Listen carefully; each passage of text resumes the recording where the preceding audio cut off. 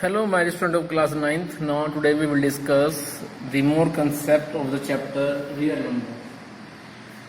इसमें सबसे पहले आपको यहाँ पे ये समझने की ज़रूरत है कि भाई रियल नंबर में रियल किसको बोलते हैं।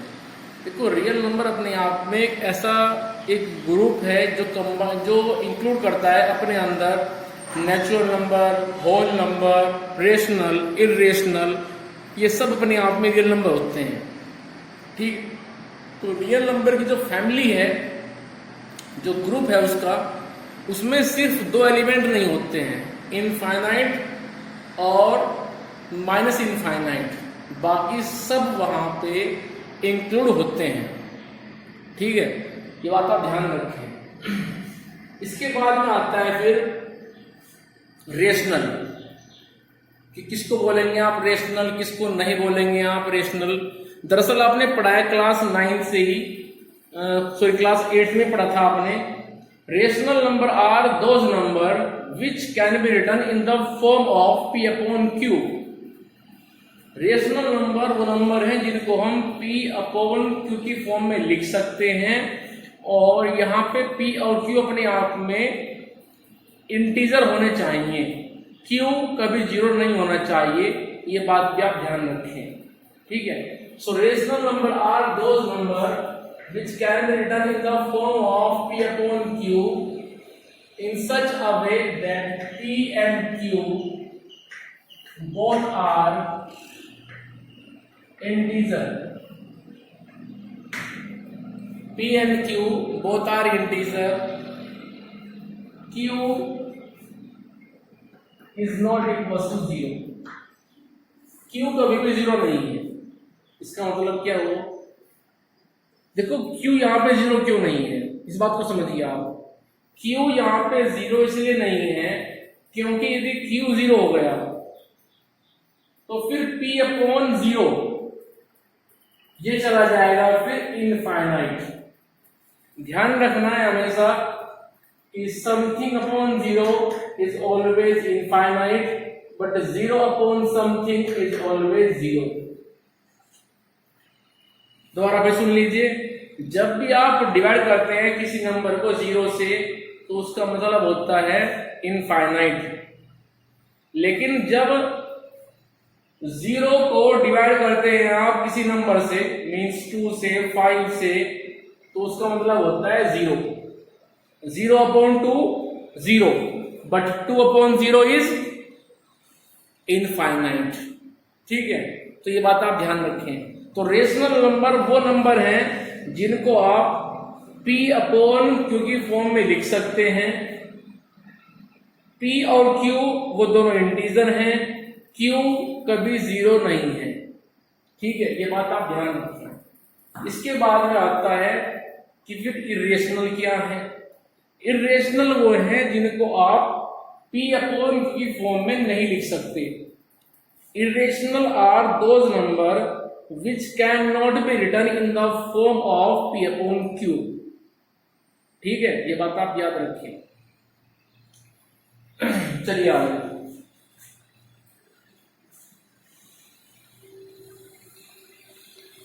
इसके बाद में आएगा रिप्रेजेंटेशन ऑफ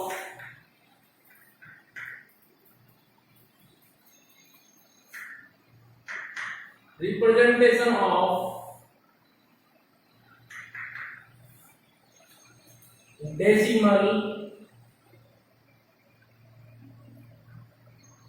रेशनल नंबर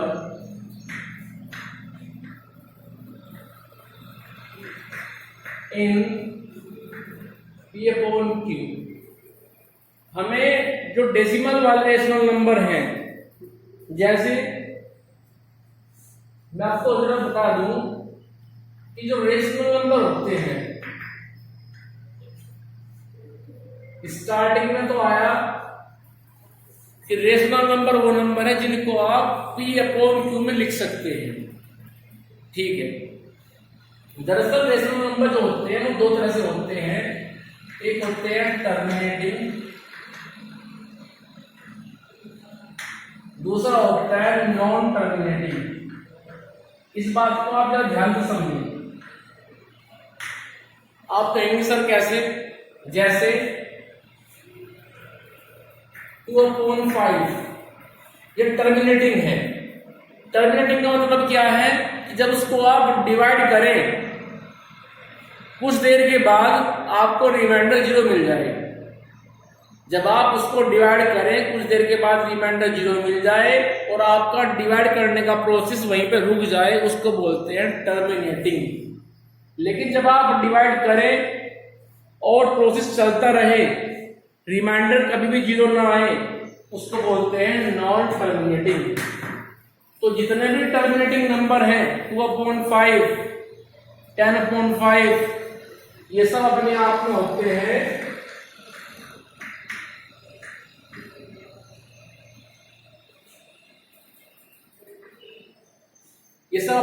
होते हैं रेशनल, और इनको बोलते हैं हम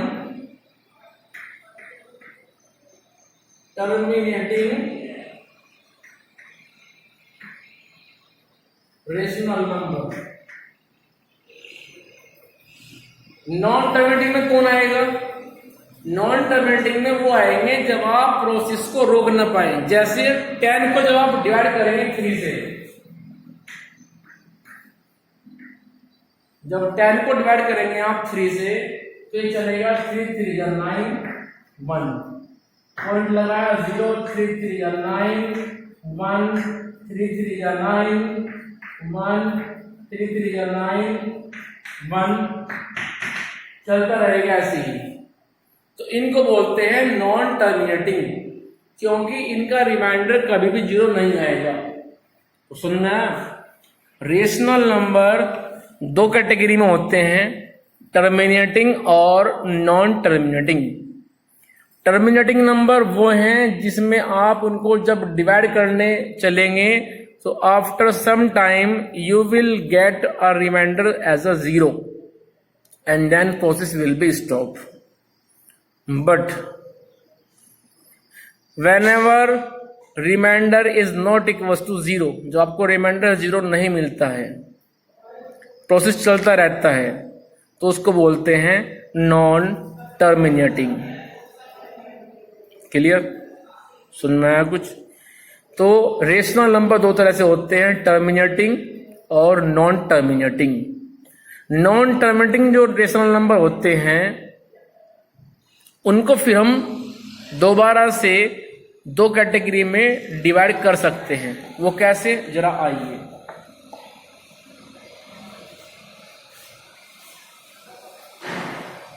तो नॉन टर्मिनेटिंग में आ गया 10/3, इसको मैं दोबारा से बांट रहा हूं 2 कैटेगरी में,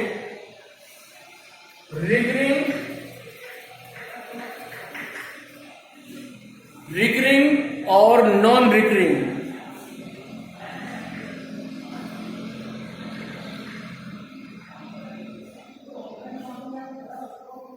रिकरिंग और नॉन रिकरिंग। रिकरिंग नंबर वो हैं जिनमें डेसिमल के बाद सेम पैटर्न फॉलो होता है, जैसे 5.421 421 421 421 and so on. In number को हम शॉर्ट फॉर्म में लिख सकते हैं, जैसे इसको लिख सकते हैं हम 3.3 और उसके ऊपर बार। इसको हम लिख सकते हैं 5.421 के ऊपर बार।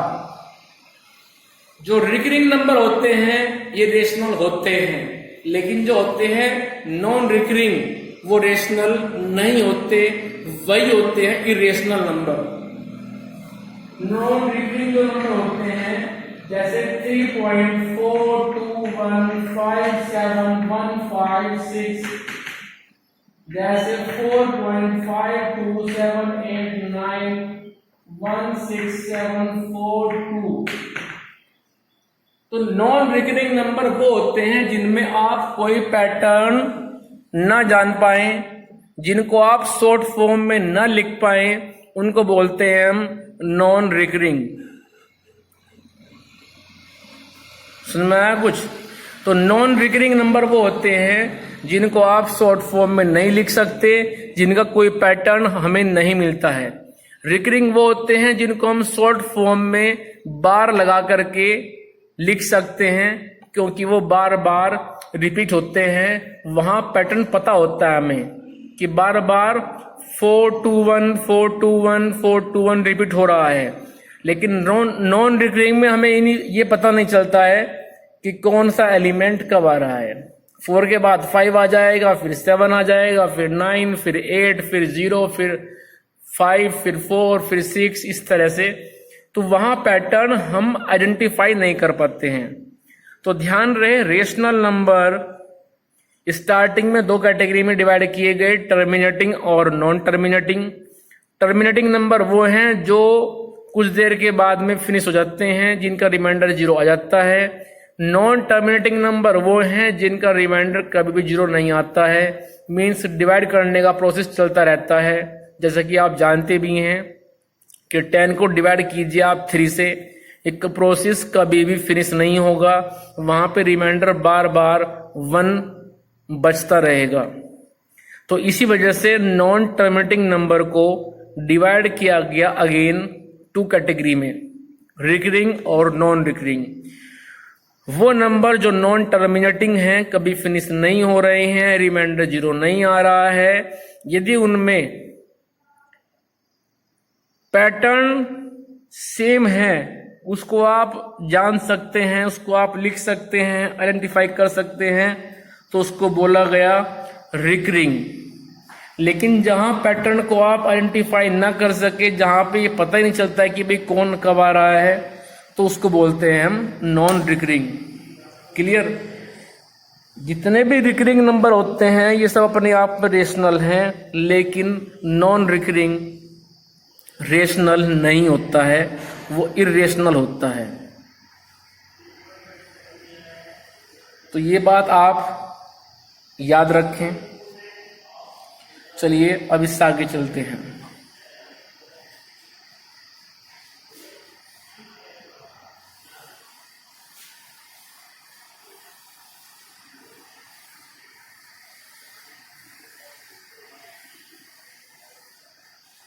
तो वो आपसे अभी कहेंगे कि भाई एक नंबर है ये 4.3 और 3 के ऊपर बार है। वो कहेंगे भाई 4.3 और 3 के ऊपर बार है, तो जरा ये बताओ कि जब हम इसको कन्वर्ट करेंगे as a fraction form P/Q में, तो कितना आएगा।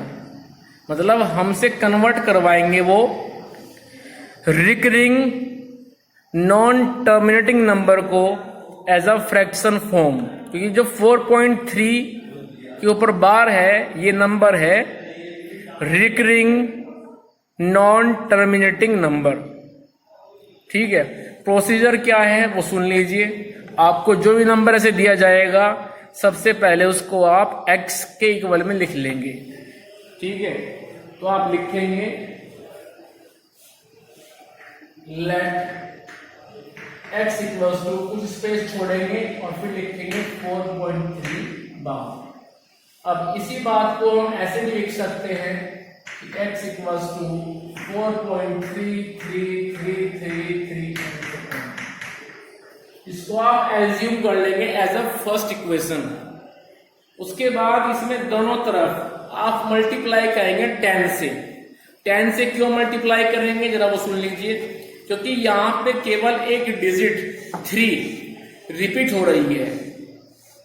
यहां पे केवल एक डिजिट 3 रिपीट हो रही है, तो इस वजह से हम केवल 10 से मल्टीप्लाई करेंगे। तो जब 10 से मल्टीप्लाई करेंगे दोनों तरफ, तो ये बनेगा 10x इक्वल्स टू, जब इधर 10 से मल्टीप्लाई करेंगे तो डेसिमल के बाद जो 3 है वो इधर आ जाएगा और बनेगा इस तरह से। जो 4.3 था वो बन जाएगा 43। उसके बाद 3 आएगा, फिर 3 3 3 3। This is second. अब आप साइन कर देंगे change, minus minus x positive 10x negative, तो बचेगा -9x। उसके बाद -43.33 में से आप -43.33 में प्लस करेंगे 4.33, तो यहां पे क्या होगा, माइनस में ज्यादा है माइनस में, तो ये बचेगा मेरे पास माइनस में। देखो जो डेसिमल के बाद आएंगे तो सब सेम है, तो डेसिमल के बाद तो 0 0 आ जाएगा। क्लियर? 30 में से जाएंगे 4 तो बचेगा मेरे पास में 9, इधर रह गया 3 तो आ जाएगा 39 निगेटिव में, क्योंकि निगेटिव में ज्यादा था वो। तो मेरे पास माइनस से कर दीजिए, माइनस कैंसिल, x आ जाएगा 39/9, इसको आप कट करेंगे 3 से तो बनेगा 13/3। इट मीन्स 4.3333 को आपने कन्वर्ट कर लिया 13/3 में। तो इस तरह से कन्वर्जन करना है, ठीक है। मैं अभी क्वेश्चन और लेके चलूंगा, जल्दी से आप लीजिए स्क्रीनशॉट, मुझे बोर्ड रफ करना पड़ेगा ये।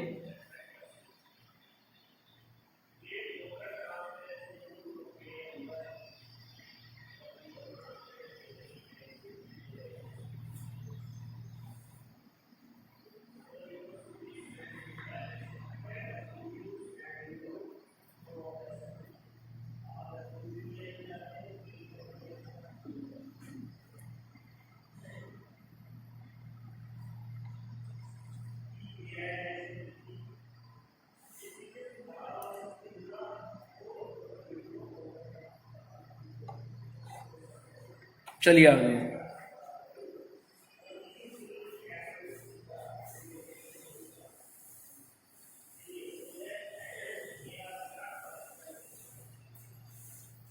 अब क्वेश्चन लेके चलते हैं जिसमें 2 एलिमेंट रिपीट होते हैं, जैसे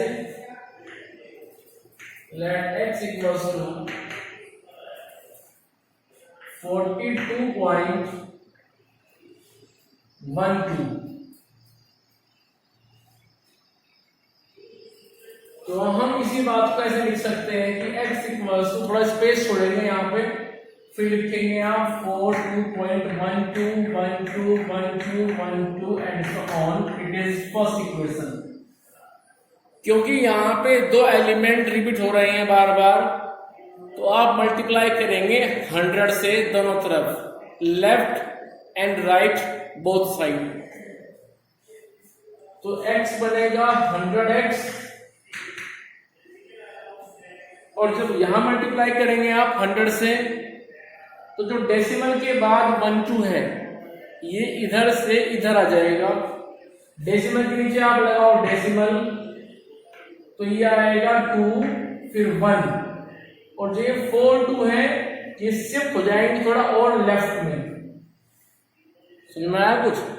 समझ में भी नहीं आया तो यहां देख लीजिए, 42.12 को जब आप मल्टीप्लाई करेंगे 100 से तो मिलेगा 4212, डेसिमल लगाएंगे 2 के बाद तो बनेगा 4212, डेसिमल से पहले हो गया फिर, ठीक है, इस तरह से। अब ये 1 2 तो इधर आ गए हैं, तो इनके नीचे आ जाएंगे नेक्स्ट 1 2, फिर नेक्स्ट 1 2, ऐसे।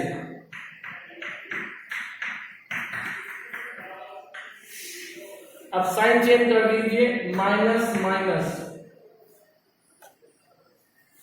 साइन चेंज करने के बाद ध्यान से देखिए, x 1 टाइम पॉजिटिव है, लेकिन जो नीचे x है, क्योंकि लेफ्ट को लेफ्ट में ऐड करेंगे, राइट को राइट में ऐड करेंगे। हम फर्स्ट इक्वेशन को सेकंड इक्वेशन को दोनों को ऐड कर रहे हैं फिलहाल। x यहाँ पे 1 टाइम पॉजिटिव, नीचे x 100 टाइम निगेटिव है, तो मेरे पास बचेगा माइनस में 99x।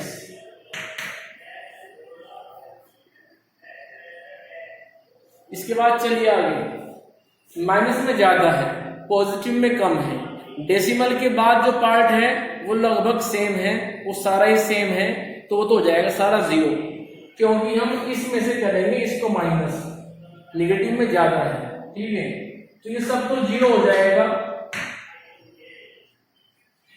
अब देखो 2 में से जाएगा 2 तो बचेगा 0, 1 में से 4 जाएगा नहीं, इधर से हम कैरी लेंगे तो बनेगा ये, फिर जब 1 को मिलेगा तो बनेगा फिर ये 11 में से 4 जाएगा तो बचेगा 7, इधर 1 रह गया और फिर ये 4। तो इस तरह से मेरे पास में ये आ गया है। क्लियर? अब हमें x निकालना है तो ये आ जाएगा, माइनस से माइनस कट जाएगा, माइनस से माइनस कट जाएगा दोनों तरफ, x आएगा 4170 अपॉन 99। तो इस तरह से आपने 42.121212 को रिप्रेजेंट कर दिया है एक फ्रैक्शन फॉर्म में। क्लियर? तो ऐसे आपको अपने क्वेश्चन करने हैं जो आपकी बुक में दिए हुए हैं। दूसरा, आप अपने साथ में साइड बुक भी रखें और साइड बुक से भी आप हेल्प लें। ठीक है? ऐसा नहीं केवल आप एनसीईआरटी एनसीईआरटी क्वेश्चन करते रहेंगे, साइड बुक की हेल्प भी आपको लेनी है, क्योंकि साइड बुक में क्वेश्चन दिए होते हैं अच्छे अच्छे, उसको भी आप करेंगे। जरा जल्दी से लीजिए स्क्रीनशॉट, फिर मुझे आगे चलना है।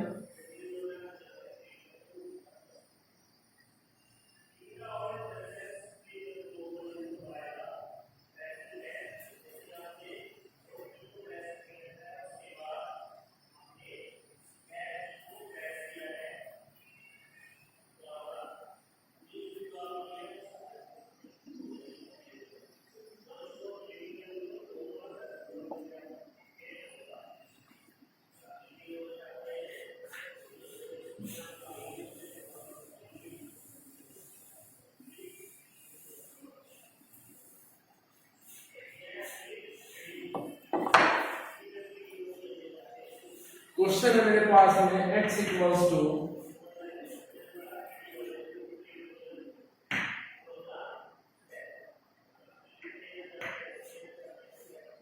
40.15 के ऊपर बार है। तो सबसे पहले हम बार को ओपन करेंगे, उसको लिख सकते हैं कि 40.15 and it is first equation. अब इसको मल्टीप्लाई कीजिए आप लेफ्ट राइट 100 से। क्यों? क्योंकि राइट साइड में 2 डिजिट 15 बार बार रिपीट हो रही हैं, तो हम इसको लिख सकते हैं कि 100x इक्वल्स टू, जब इसको मल्टीप्लाई करेंगे 100 से तो डेसिमल के बाद की 2 डिजिट राइट से लेफ्ट में आ जाएंगी, तो आ जाएगा 1504। डेसिमल की डेसिमल आएगी और ये हो जाएगा फिर 15151515, क्योंकि इस 15 से जो आगे है ये 15 ये नीचे आ जाएंगे फिर। ठीक है? साइन चेंज कीजिए, minus minus, x 1 time positive 100 time negative, तो आ जाएगा -99x। उसके बाद डेसिमल के बाद में जो पार्ट है वो सेम है, तो डेसिमल के बाद आएगा 0।